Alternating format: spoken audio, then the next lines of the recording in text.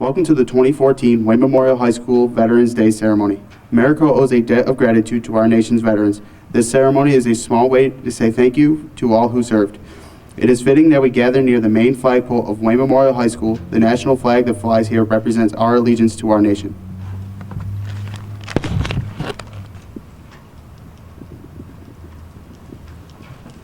By the President of the United States of America, a proclamation.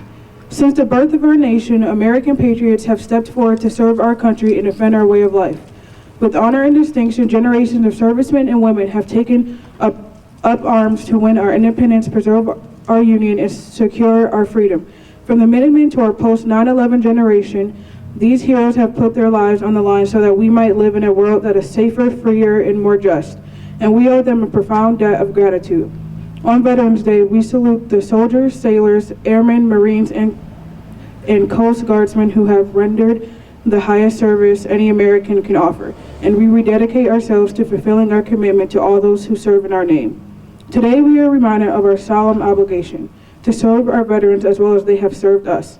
As we continue our responsible drawdown from the war in Afghanistan and more members of our military return to civilian life, we must support their transition and make sure they have the access to the resources and benefits they have earned.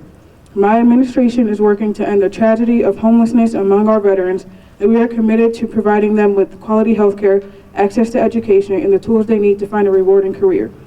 As a nation, we must ensure that every veteran has the chance to share in the opportunity he or she has helped to defend. Those who have served in our armed forces have the experience, skills, and dedication necessary to achieve success as members of our civilian workforce, and it is critical that we harness their talent. Across our country, veterans who fought to protect our democracy around the globe are strengthening it here at home.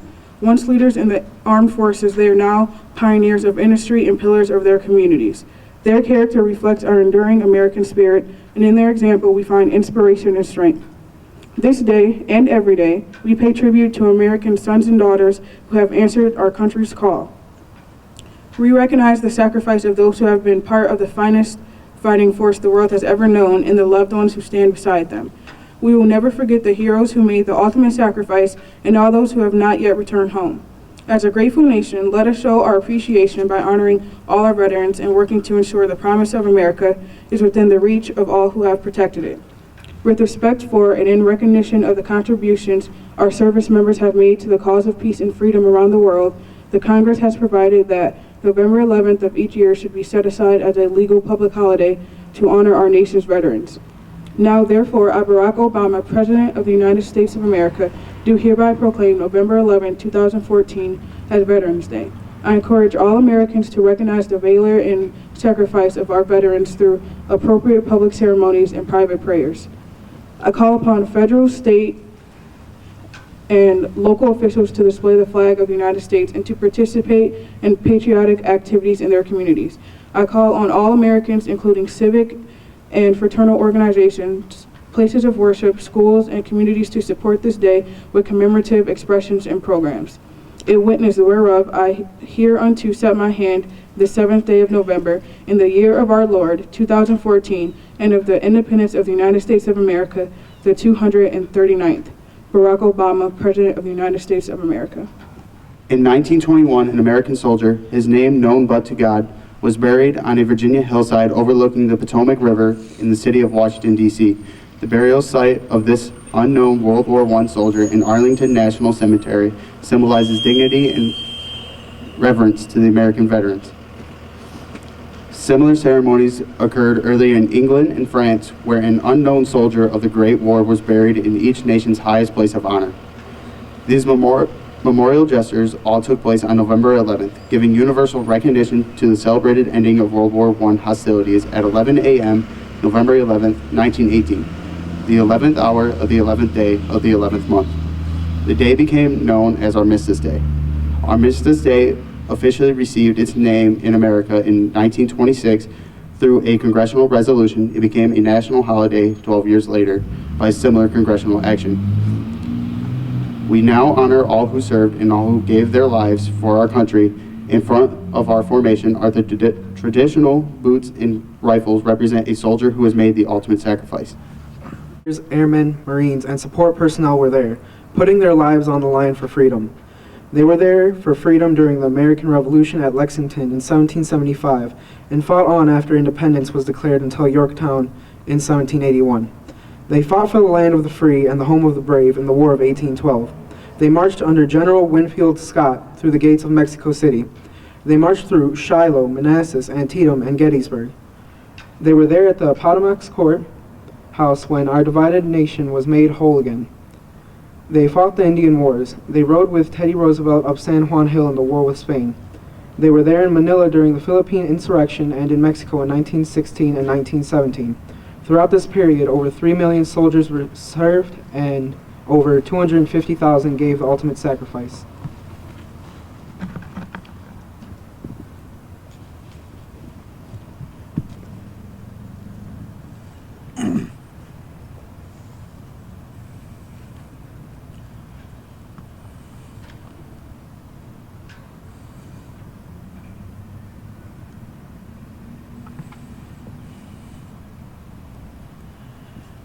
They went to Europe with blackjack Pershing in World War I and were on with the doughboys in the trenches of French, again heeding the call of freedom. 4,734,991 soldiers served in World War I.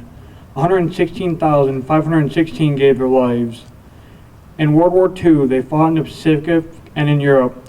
They landed on Guadalcanal and on the beaches of Normandy and drove on to victory. 16,112,566 soldiers fought in World War II. 405,399 gave their lives today. There are 2,079,000 living World War II veterans.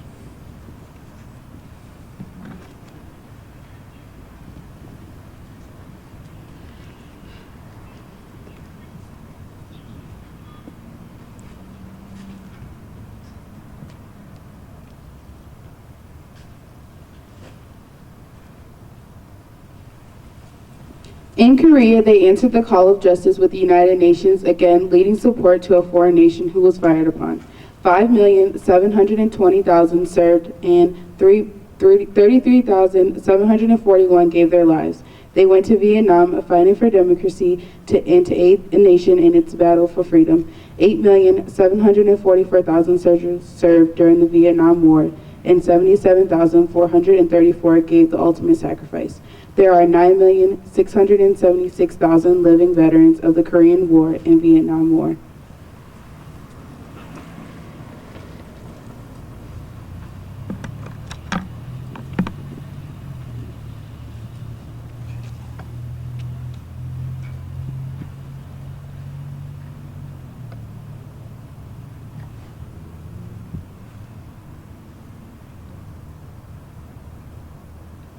They served in the Dominican Republic, Grenada, Panama, and liberated Kuwait in Southwest Asia. Today our forces serve in Iraq, Afghanistan, and around the world combating terrorism. 6,717 Americans have lost their lives combating terror, and over 3 million have served their country or are still on Freedom's Watch. We pay tribute to all who served in the ceremony. It is but a small way to say thank you to the 45 million soldiers, sailors, airmen, Marines, and support personnel who have stood in harm's way for the noble cause of freedom.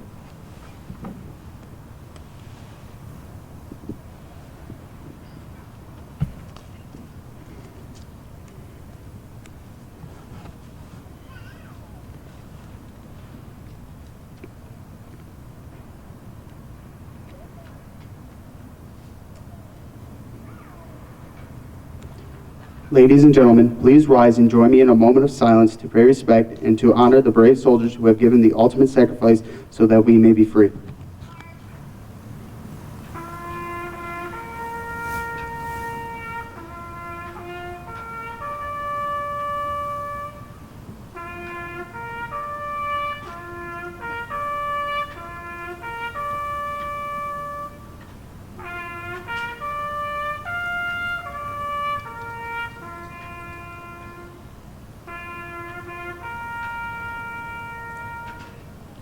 I would now like to introduce our guest speaker, Dr. Michelle A. Harmala, Superintendent of the Wayne-Westland Community School District.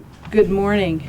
It's my distinct pleasure and honor to have this opportunity to address all of you on this very solemn occasion.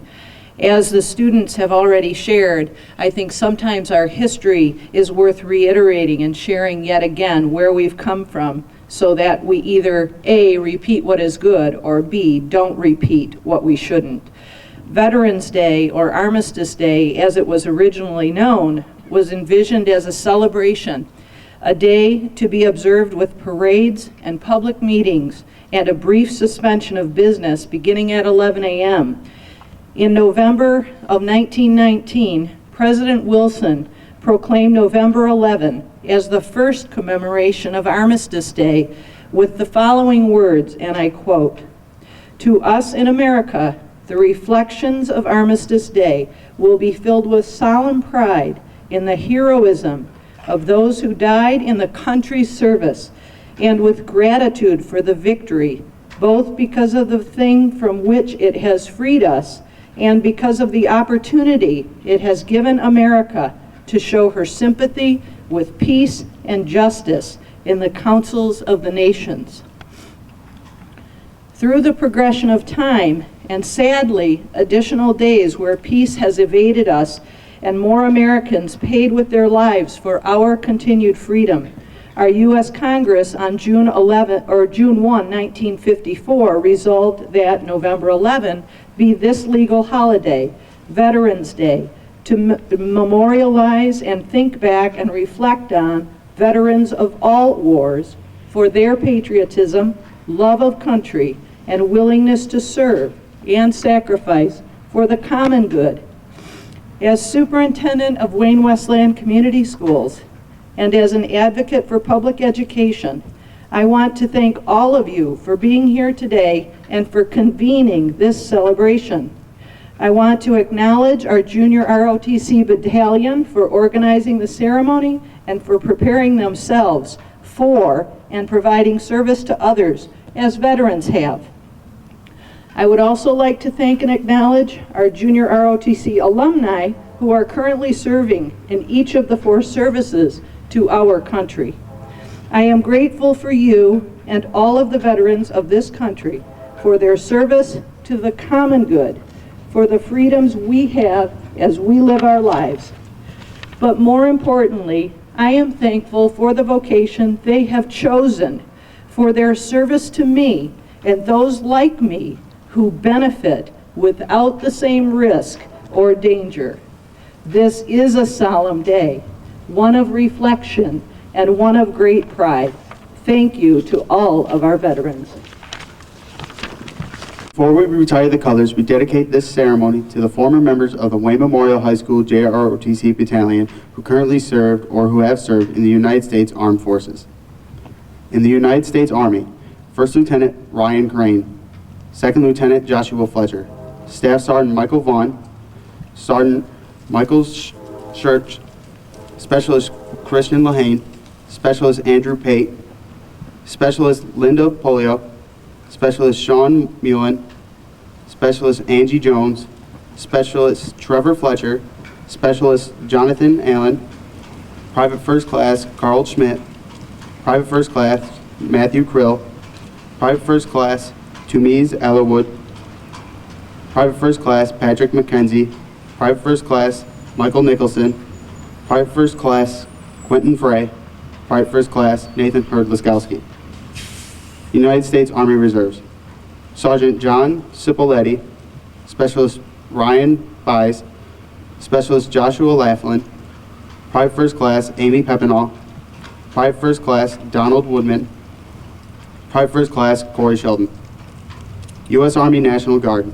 Specialist Anthony Butner, Private First Class Tad Lloyd, Private First Class Brianne Rice, Specialist Kelsley Honeycutt, Private First Class James Connor, Private First Class Devin Person, Private First Class Douglas Biddles, Private Elia Herrera, Private Isabel Letts. United States Marine Corps. Lance Corporal Jamie Flores, Lance Corporal Dion Morgan, Lance Corporal Zachary Woodworth, Private First Class Daryl Eisen, Private First Class Marcus Jordan. United States Navy. Seaman Michael Dubose, Seaman Anthony Hardesty. United States Air Force. Staff Sergeant Aaron Hanner, Staff Sergeant Sean McNamara, Airman First Class Zachary Harris, Airman First Class Mario Palazzo, Airman Randall Giles.